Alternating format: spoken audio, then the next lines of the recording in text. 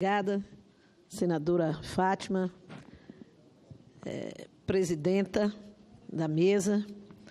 senhores e senhoras senadoras presentes e a todos os ouvintes e brasileiros e brasileiras que acompanham os trabalhos da Casa Legislativa através dos diversos meios de comunicação. Esta semana, eu gostaria de hoje aqui registrar pelo menos 3 questões que considero importantes trazer ao conhecimento desta Casa. O primeiro diz respeito, senhoras senadoras e senadores, ao fato de que nós estamos na semana em que registramos a luta contra o abuso sexual de crianças e adolescentes no Brasil. No dia 18 de maio, nós, todos os anos, o movimento de defesa da criança e de adolescentes no Brasil, com o Fórum de Defesa da Criança, com diversas organizações, registra no dia 18 de maio, a memória dos brasileiros com o fato da morte da menina Araceli, no Espírito Santo, que em 1973, que marcou, que chocou a sociedade brasileira e que fez com que, a partir deste fato, da luta para a elucidação daquele triste episódio, nós pudéssemos, anos depois, com a nova Constituição do Brasil, anos em que a democracia estimulava e estimula a organização da população, em que a Constituição brasileira definiu a criança e o adolescente como sujeito de direito. Nós criamos este movimento que, existindo, faz com que esse dia seja lembrado e transformado num dia de luta contra o abuso sexual em crianças e adolescentes. E esta semana, o dia 18, cai na sexta-feira, data em que dificilmente nós poderíamos realizar as naturais sessões especiais que ocorrem nesta data nas Assembleias Legislativas, nas câmaras de vereadores, no Congresso Nacional. E nesta semana, na segunda-feira, o encontro de entidades, encontro nacional de entidades que lutam em defesa da criança, fez uma cerimônia no Centro de Convenções, aqui em Brasília, Ulisses Guimarães, para fazer a entrega do prêmio Neide Castanha. Na última segunda-feira, eu tive a satisfação, a alegria de ser destacada com esta premiação. Eu gostaria de agradecer a Karina Figueiredo, em nome de todos os integrantes do Comitê Nacional de Enfrentamento à Violência Sexual contra Crianças e Adolescentes, e aos membros da Comissão Julgadora do Prêmio. Quero destacar a presença, sempre companheira, parceira, da representante do Unicef, Casimira Beng, agradecer suas palavras e o apoio. Lembrar que, nesta ocasião, no dia 18 de maio, estarão sendo realizadas diversas ações em todo o país, entre elas o lançamento pelo canal Futura da série Que Corpo é Esse?, que dá, senadora Fátima, às crianças e adolescentes a noção da importância do seu corpo, do cuidado do seu corpo, e para que ela possa identificar aquilo que eventualmente possa acontecer como uma ameaça ao seu corpo, à sua saúde, à sua dignidade. Entre os 6 agraciados, tive a felicidade de ver premiada uma empresa da Bahia, a Groturismo, na categoria Protagonismo de Crianças e Adolescentes. É muito importante esta premiação da Groturismo, porque houve toda uma campanha para que nós pudéssemos incorporar as agências e os operadores de turismo na luta contra a exploração sexual infanto-juvenil em nosso país. Na categoria Boas Práticas, o Programa de Pesquisa, Assistência e Vigilância à Violência, Rede de Programas de Atenção Integral à Violência, o PAV Alecrim, no Distrito Federal. Na categoria Cidadania Gaúcha, Marisa Alberton. Na área de comunicação digital, o coletivo Filhas de Frida, coordenado por 2 jovens empreendedoras mineiras e defensoras dos direitos humanos, Eduarda Rodrigues de Almeida Porcino e Giovana Lafetá, que tive a grata satisfação de conhecer. Na categoria Produção de Conhecimento, o livro infantil Não Me Toca Seu Boboca, de Andréa Viviane Taubman, da editora Aletria, que já pude ler e perceber a eficiência, a competência dessa escritora em abordar um tema tão delicado numa história infantil, extremamente valoroso para contribuir com a prevenção ao abuso sexual. Este tipo de literatura que possa ser debatido nas escolas infantis, que possa ser debatido com as famílias, para que a sociedade brasileira possa melhor proteger as nossas crianças e adolescentes.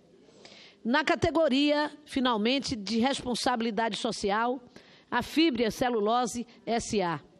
Desde 2011, quando o Prêmio Neide Castanha foi iniciado, a comissão julgadora já reconheceu publicamente 51 agraciados entre projetos e pessoas que atuam na área de defesa e promoção dos direitos da criança e adolescente.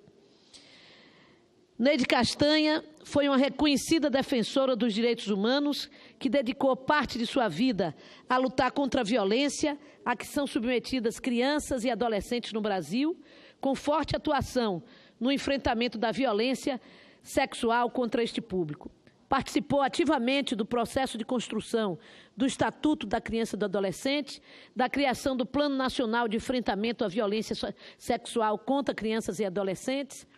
no processo de discussão e investigação como membro técnico na CPMI, que investigou redes de exploração sexual de crianças e adolescentes do Brasil, e foi fundadora e coordenadora do Centro de Referência, Estudos e Ações sobre Crianças e Adolescentes, o CECRIA, secretária executiva do Comitê Nacional de Enfrentamento à Violência Sexual contra Crianças e Adolescentes. O prêmio é uma justa homenagem a esta defensora dos direitos humanos e hoje eu não poderia deixar de registrar este prêmio, até porque nós consideramos que esta semana é a semana de luta contra o abuso sexual de crianças e adolescentes, e o Senado Federal não pode ficar distante dessa temática tão importante para a sociedade brasileira. Foi também agraciado o roteirista, escritor da última novela da Globo, que tinha uma personagem vítima de abuso sexual dentro de sua família, quando criança. Para finalizar, exatamente aí se revela um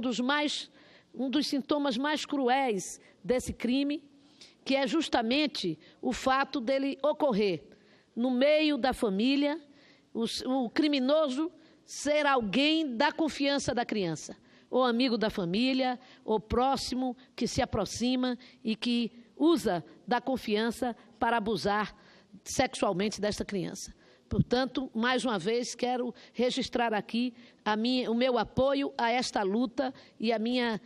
total solidariedade àqueles que lutam contra o abuso sexual no Brasil. E, por fim, senhor presidente, rapidamente, peço a Vossa Excelência, eu quero registrar aqui, rapidamente, que as notícias que dão conta, e que hoje, inclusive, foi razão de uma audiência pública, que não pude participar por estar na CCJ, na Comissão de Direitos Humanos, que é justamente a notícia de que os Correios vão fechar 513 agências e demitir 5,3 mil funcionários. Os Correios decidiram fechar nos próximos meses 513 agências próprias e demitir os funcionários que trabalham nela. E o mais interessante, se é possível dizer que há alguma coisa interessante nisto,